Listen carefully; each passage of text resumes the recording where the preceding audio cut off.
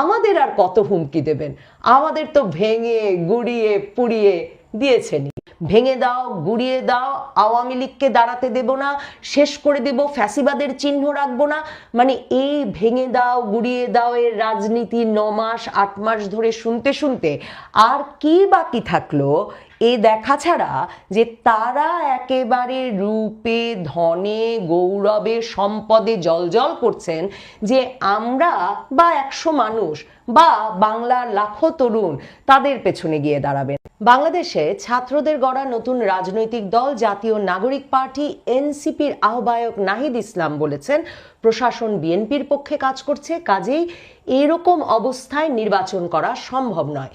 কিন্তু প্রশ্ন জাগতেই পারে যে প্রশাসন কি করে বিএনপির পক্ষে চলে গেল? কারণ আপনাদের নিশ্চয়ই মনে আছে যে 5ই আগস্ট পরবর্তীতে সচিবালয় থেকে বাংলাদেশের সকল সরকারি পদে পদায়নের ক্ষেত্রে এই নাহিদ ইসলামের বর্তমান সহকর্মীদের সহ বৈষম্য বিরোধী ছাত্র আন্দোলনের সমন্বয়কেরা তখন একেবারে নেতৃত্ব স্থানীয় ভূমিকা পালন করেছে।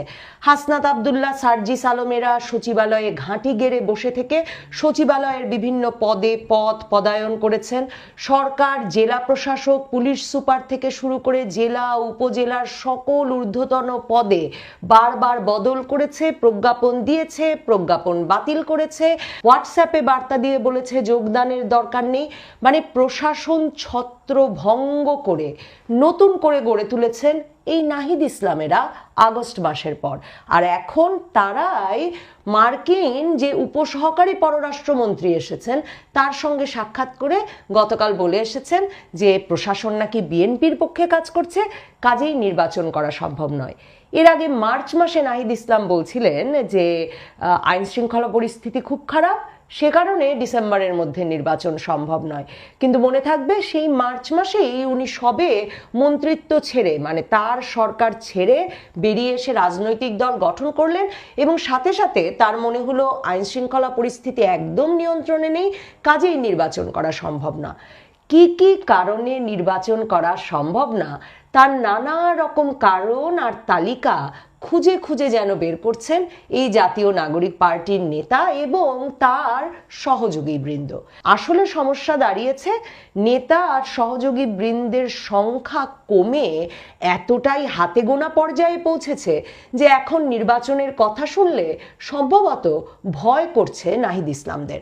কারণ নাহিদ ইসলামদের সামনে মাইক্রোফোন ধরছেন, ক্যামেরা তাক করছেন যত সংখ্যক সাংবাদিক, দেখা যাচ্ছে তত সংখ্যক সমর্থক নিয়ে সঙ্গে নিয়ে তারা ঘুরতে পারছেন না। ফেসবুক রিলে, মানে সংবাদপত্র দেখে তো বোঝার কোনো উপায় নাই, নববর্ষেও দেখলাম বিরাট মঞ্চ সাজিয়ে নাহিদ ইসলাম বক্তৃতা দিয়েছেন নববর্ষ সম্পর্কে, সেখানে জাতীয় নাগরিক পার্টির নেতৃবৃন্দ লাইন ধরে দাঁড়িয়ে আছেন।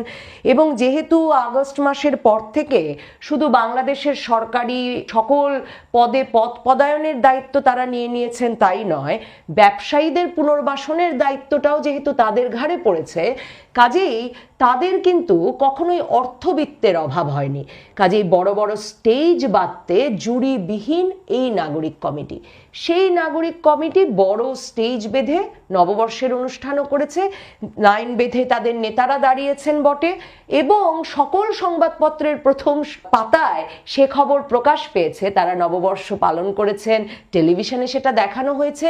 কিন্তু যা দেখানো হয়নি তা হচ্ছে ক্যামেরা ঘোরালে নাহিদ ইসলামরা নিজেরা যতজন লাইনে দাঁড়িয়ে আছেন ততজন সমর্থক সামনে দাঁড়িয়ে নেই, সামনে দাঁড়িয়ে আছেন শুধুই ক্যামেরা আর মাইক্রোফোন হাতে সাংবাদিকেরা।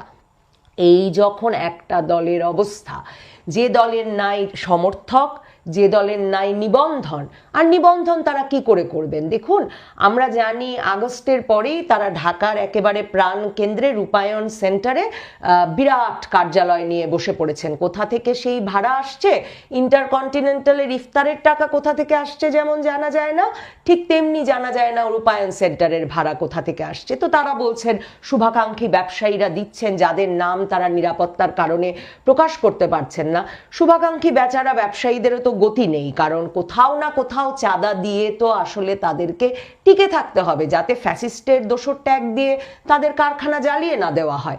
কাজেই কার্যালয় ঢাকায় একটা জুটে গেছে বটে, কিন্তু সারা দেশে নিবন্ধন আইন অনুযায়ী 2008 সালে 1/11 সরকার যেটা করে গেছে, নিবন্ধন আইন অনুযায়ী সারা দেশের 1/3 জেলায়, তার মানে অন্তত 20-22টি জেলায় তাদের একটা করে কার্যালয় স্থাপন করতে হবে।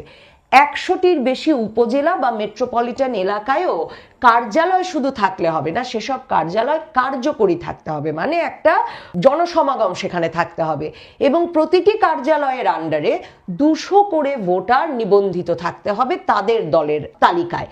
তাহলে অবস্থা বুঝুন যে এই রকম অবস্থায় মানে প্রায় 100 উপজেলায় 200 করে ভোটার বের করা এখন তো মুশকিল হয়ে গেছে নাহিদ ইসলামদের জন্য।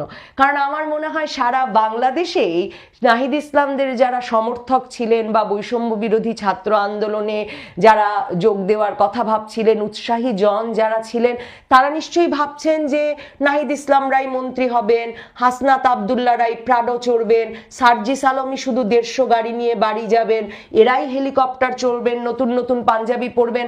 আমরা কি দোষ করেছি? রাজনীতি করলে আমাদেরও তো এসব পেতে হবে।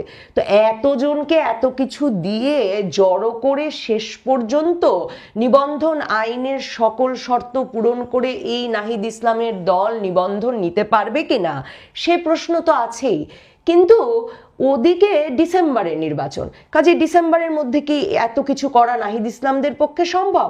বাংলাদেশের সাংবাদিকেরা অবশ্য এসব প্রশ্ন করছেন না নাহিদ ইসলামদের, বরং তারা সব সময় বিএনপিকে যতটুকু কাভারেজ দিচ্ছেন, জামায়াতে ইসলামীকে যতটুকু কাভারেজ দিচ্ছেন, তার চেয়েও বেশি কাভারেজ দিচ্ছেন নাহিদ ইসলামদের।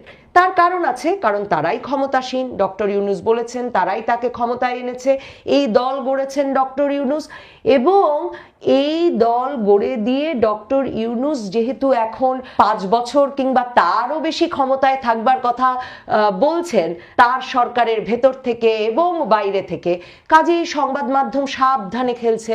সংবাদ মাধ্যম কখনোই দর্শক সারিতে যে কোনো লোক নেই নাহিদ ইসলামদের সামনে সে কথা আমাদের কাছে প্রকাশ করছে না। আপনাদের মনে থাকবে মির্জা ফখরুল ইসলাম আলমগীর জানুয়ারি মাসে বিবিসি বাংলাকে তার এক সাক্ষাৎকারে প্রথমবার যখন বলেছিলেন সরকারে থেকে এই নাহিদ ইসলামরা নির্বাচন করলে নির্বাচন নিরপেক্ষ সরকারের অধীনে হচ্ছে বলে ধরে নেওয়া যাবে না, মানে এই অন্তর্বর্তীকালীন সরকার তার নিরপেক্ষতা হারাবে, কাজেই তাদেরকে সরকার থেকে বেরিয়ে গিয়ে রাজনৈতিক দল গঠন করতে হবে এবং নির্বাচন করতে হবে। তখন নাহিদ ইসলামরা বলেছিলেন যে মির্জা ফখরুল ইসলামের কথায় নাকি আওয়ামী লীগের সুর ভেসে আসছে। মানে অবস্থাটা এমন, এই নাহিদ ইসলামরা শয়নে স্বপনে জাগরণে সব সময় শুধু আওয়ামী লীগ দেখতে পাচ্ছেন, এবং এখন দেখা যাচ্ছে তারা বিএনপির গলায় যেহেতু আওয়ামী লীগের সুর পাচ্ছেন, তাদেরই বসানো প্রশাসনেও এখন বিএনপিকে দেখছেন, কদিন পরে আমার ধারণা আওয়ামী লীগের ভূতও দেখতে পাবেন। হাসনাত আবদুল্লাহ নাহিদ ইসলামদের পেটোয়া বাহিনীর মূল নেতা, মবের রাজা হাসনাত, তিনি সম্প্রতি এক ফেসবুক স্ট্যাটাস দিয়ে বলেছেন যে আওয়ামী লীগের মিছিল নাকি বড় হচ্ছে।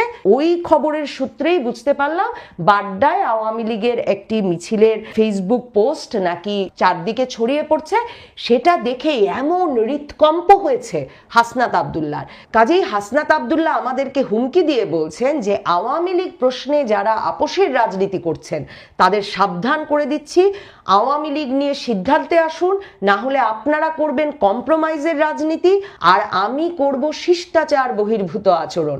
এবং হাসনাত আবদুল্লাহর মতো লোক বলেছেন, এহেন ব্যক্তি বলেছেন যে আমি শিষ্টাচার বহির্ভূত আচরণ শুরু করলে নিতে পারবেন না, কাজেই সাবধান হয়ে যান। আরে 8 মাস ধরে এই মববাজি দেখার পর আর দেখার বাকি কি রেখেছেন হাসনাত আবদুল্লাহ?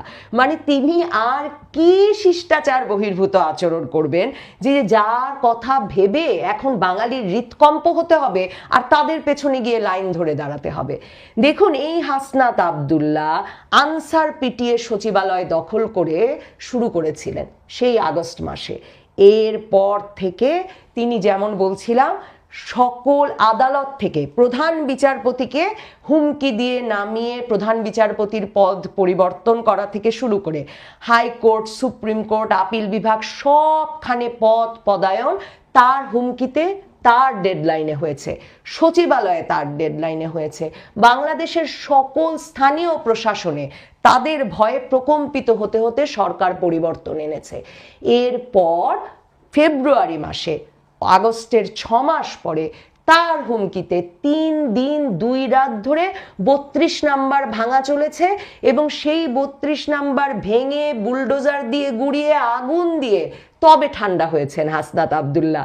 এই শিষ্টাচারী হাসনাত আব্দুল্লাহ, যিনি নাকি এখন শিষ্টাচার ছেড়ে দিলে আমরা সহ্য করতে পারবো না, তিনি তারপরেও তার বাহিনী দিয়ে আওয়ামী লীগ সহ আওয়ামী লীগের দোসর নামে তারা যাদেরকে মনে করেন তাদের সকলের বাড়িতে হামলা, ভাঙচুর, লুটপাট অব্যাহত রেখেছেন এবং গাজীপুরে এক মন্ত্রীর বাড়িতে আবারও ভাঙচুর, অগ্নিসংযোগ করতে গিয়ে তার লোকে যখন হামলার শিকার হয়েছে তখন তিনি স্বরাষ্ট্র উপদেষ্টার পদত্যাগ চেয়ে এমন চাপ সৃষ্টি করেছেন, যৌথ বাহিনী অভিযান শুরু করেছে ডেভিল হান্ট নামে ডেভিলদের ধরতে।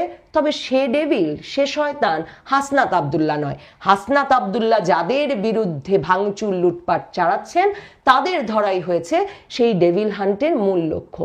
কাজেই শিষ্টাচারের ভয় আর বাঙালির রইল কই?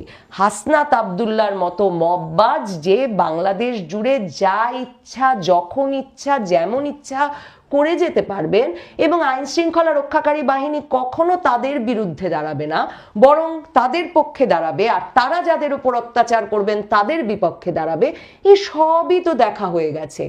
আর কি ভয় বাঙালিকে হাসনাত আব্দুল্লাহ দেখাবেন? মজার ব্যাপার হলো ফেসবুকের রিলে, মানে এ যে এক কি দারুণ খনি, কি কি যে সব ভিডিও দেখে ফেলি। এই হাসনাত আব্দুল্লাহরা ভাঙচুর চালাচ্ছিলেন যেই বাহিনী দিয়ে, তাদের সাথেও নাকি এখন টাকা নিয়ে রেশারেশি হচ্ছে। এক ইনকিলাব মঞ্চ নামে এক মঞ্চ গড়ে উঠেছিল, যারা যে কোনো জায়গায় ভাঙচুর করতে চলে যেত, জিয়াফত করতে চলে যেত। সেই বাহিনী এখন বলছে না, ভাঙচুর করতে হলেই আমরা যাব, এমন হবে না, আরাম আয়েশ বিলাসিতা সব করবেন আপনারা আর আমরা ফ্রি ফ্রি গিয়ে ভাঙচুর করে দিয়ে আসবো, তা চলবে না। চলুন দেখে আসি তারা কি বলছেন। এখন আমরা একটা নতুন স্ট্র্যাটেজি নিয়েছি। কেউ যদি বলে, গতকালকে ফোন দিয়ে বলে যে ওইখানে একটা ফ্যাসিস্টের ভাস্কর্য আছে, ভাঙতে হবে, আমরা বলছি ঠিক আছে, আমরা ভাস্কর্য ভাঙবো, টাকা লাগবে 10 লাখ। আপনারা মন্ত্রী বাড়ায় গিয়া ক্ষমতার রুটি হালুয়া ভাগ করবেন, আপনারা সবাই কে কোন পদে যাবেন সেইটা নিয়ে করবেন, আর মারামারি পিটে পিটে যেখানে মাইর খাওয়ার কাম আছে সেইখানে ইনকিলাব মঞ্চের পাঠাই দিয়ে মজা নিবেন। এই দুনিয়া নাই। যদি ভাঙ্গা লাগে তাইলে কার কত কন্টাক্ট লাগবে বলেন, কত বড় ফ্যাসিস্টের ভাস্কর্য ভাঙ্গা লাগবে তার উপরে কন্টাক্ট নিয়ে করব। এহেন অবস্থায় আমি বুঝি না সাথে আসলে নিঃস্বার্থভাবে 100 লোক নাই, এবং 100 লোক কোথা থেকে থাকবে? এখন পর্যন্ত আমরা জানি না কোন আদর্শের বাংলাদেশ গড়ে তোলার রাজনীতি করতে চাইছেন নাহিদ ইসলামরা। কি পরিবর্তন তারা আনবেন? তাদের এখনকার দাবি সংবিধান ছুঁড়ে ফেলে দিতে হবে, নতুন সংবিধান প্রণয়ন করতে হবে। সেই নতুন সংবিধানে তারা কি পরিবর্তন চাইছেন এখন পর্যন্ত কোনো সংস্কার প্রস্তাব তাদের মুখ থেকে আমরা শুনি নাই। তাদের মুখ থেকে আমরা শুধু শুনেছি ভেঙে দাও, গুড়িয়ে দাও, আওয়ামী লীগকে দাঁড়াতে দেব না, শেষ করে দেব, ফ্যাসিবাদের চিহ্ন রাখবো না। মানে এই ভেঙে দাও, গুড়িয়ে দাও এর রাজনীতি 9 মাস 8 মাস ধরে শুনতে শুনতে আর কি বাকি থাকলো এ দেখা ছাড়া যে তারা একেবারে রূপে, ধনে, গৌরবে, সম্পদে জলজল করছেন যে আমরা বা 100 মানুষ বা বাংলার লাখো তরুণ তাদের পেছনে গিয়ে দাঁড়াবেন। কাজেই নাহিদ আর হাসনাত ঘর সামলান, এনসিপি গড়ে তুলুন, নিজেদের সম্মান বাঁচান, অন্তত যাতে রাজনৈতিক পরিসরে আপনাদের যে বিরাট জায়গা করে দিয়েছেন ডক্টর ইউনূস কিংবা বাংলাদেশের সংবাদ মাধ্যম, সেই জায়গাটুকু আপনারা টিকিয়ে রাখতে পারেন। না হলে এই যে মার্কিন মন্ত্রীকে গিয়ে বলে এসেছেন এটা না হলে নির্বাচন করব না, ওটা না হলে নির্বাচন করব না, এবং প্রায়শই বিভিন্ন বিদেশি সংবাদ মাধ্যমে এসব বলছেন এবং তারা শুনছেন, কদিন পরে এসব বিদেশি সংবাদ মাধ্যম আর আপনাদের কথা শুনতে চাইবে না। এবং 100 লোকও যখন আর জড়ো করতে পারবেন না নিয়মিত বিরাট বিরাট স্টেজ বাঁধা প্রোগ্রামে, তখন যেসব ব্যবসায়ীরা টাকা ঢালছেন তারাও এই টাকার স্রোত কমিয়ে দিতে থাকবেন। টাকার স্রোত কমলে দেখবেন এই যে বাংলাদেশের সংবাদ মাধ্যম আপনাদের ঢালাও স্পেস দিচ্ছে, সেই স্পেসও কমে আসবে। সকল পরিসর আপনাদের জন্য আরো সংকুচিত হওয়ার আগে তাই সাবধান হন। আমাদের আর কত হুমকি দেবেন? আমাদের তো ভেঙে গুড়িয়ে পুড়িয়ে দিয়েছেন।